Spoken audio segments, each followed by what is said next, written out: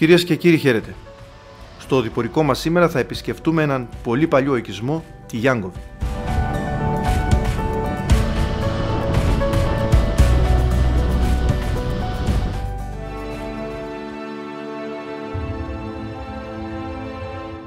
Το μόνο που έχει μείνει πλέον να θυμίζει ότι τούτος ο τόπος κατά το παρελθόν είχε κατοικηθεί είναι τα παλιά ερειπωμένα και γκρεμισμένα σπίτια.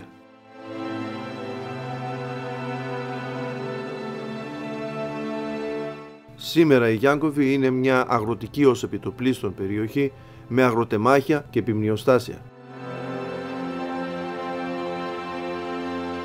Ας δούμε όμως μερικά ιστορικά στοιχεία για τη Γιάνγκοβη που αντλήσαμε από χειρόγραφα του ιστορικού κυρίου Γιώργου Μπόντα, τον οποίο και ευχαριστούμε.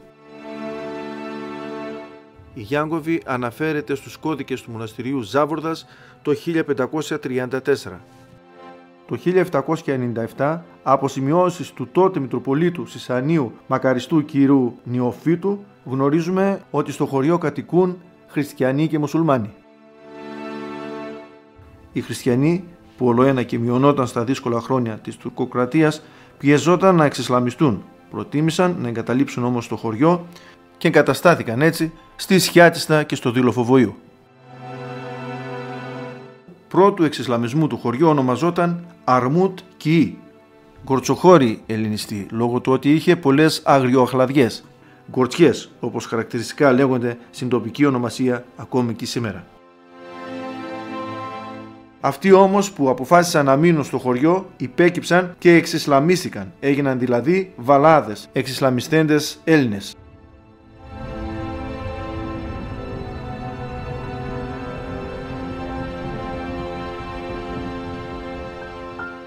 Ο πιστός τότε ιερέας του χωριού, ονόματι Γιάνγκος, Ιωάννης δηλαδή, μετά τον εξισλαμισμό των ενοριτών του, αποσύρθηκε και ασκήτριψε σε ένα σπήλιο ακριβώς λίγο έξω από το χωριό, κοντά στον ποταμό Αλιάκμονα, μέχρι το τέλος της ζωής του.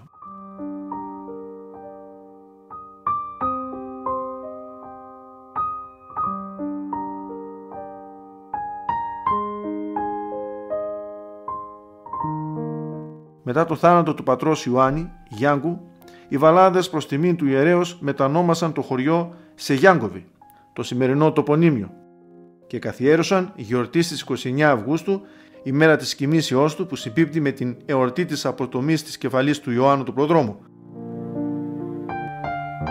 Στα νεότερα χρόνια ο αείμνηστος Σιατιστινός Κωνσταντίνος Καπαϊνάρας άκουσε στον ύπνο του μια φωνή που του έλεγε να πάει στη Γιάνγκοβη και στην τοποθεσία Μεσάρια, εκεί που ασκήτευσε ο πατήρ Ιωάννης Γιάνγκος, και να κτίσει ένα εικονοστάσι, όπως και έγινε. Πήγε, πήρε άδεια από τους βαλάδες και έκτισε το εικονοστάσι. Στην τοποθεσία του εικονοστασίου λέγεται ότι γινόταν το εξής θαύμα. Υπήρχε ένας μεγάλος λίθος που το πρωί ριχνόταν από τους βαλάδες στο ποτάμι και το άλλο πρωί ο λίθος βρισκόταν στη θέση του. Το θαύμα αυτό έκανε τους βαλάδες να μην ξανακαλλιεργήσουν την τοποθεσία αυτή και ονόμασαν δε το μέρος Βακούφικο. Το 1924, κατά την ανταλλαγή, στο χωριό θα εγκατασταθούν πρόσφυγες από τη Μικρά Ασία. Και εν συνεχεία να πάμε στο 1940, όπου η Γιάνγκοβη αριθμούσε μόνο 29 κατοίκους, οι οποίοι και θα διασκορπιστούν στα γύρω χωριά του Βοήου και των Γρεβενών.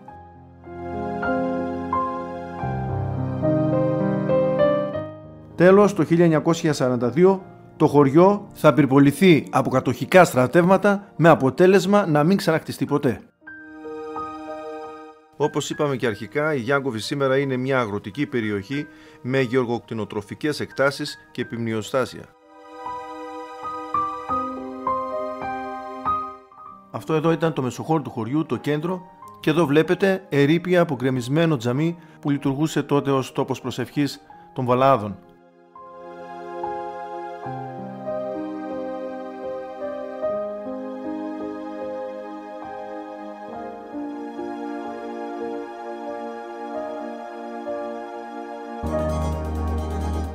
Αυτά τα λίγα ιστορικά στοιχεία από τον οικισμό Γιάνγκοβη, και ας μεταφερθούμε λίγο παρακάτω από το χωριό και δίπλα στον ποταμό Αλιάκμονα να δούμε και τον ιερό ναό του Αγίου Ιωάννου του Προδρόμου.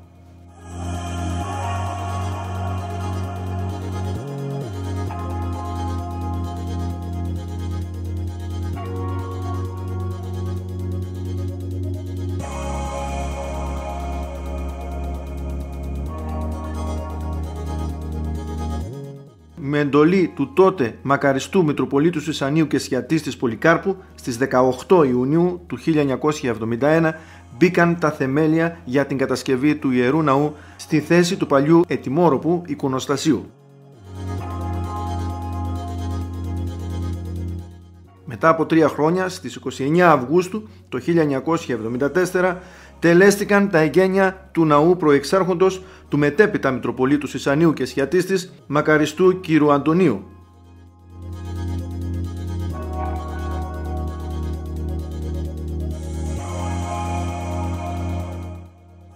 Το 1988 ο Σύλλογος Φιλίππων Φυσιολατρών Σιάτιστας ανέλαβε τον εξοραϊσμό του Ιερού Ναού με πολλά και σημαντικά έργα τόσο εσωτερικά του ναού όσο και εξωτερικά στον περιβάλλοντα χώρο για να αποτελέσει εκτός από τόπο προσευχής και έναν τόπο ψυχαγωγίας και αναψυχής.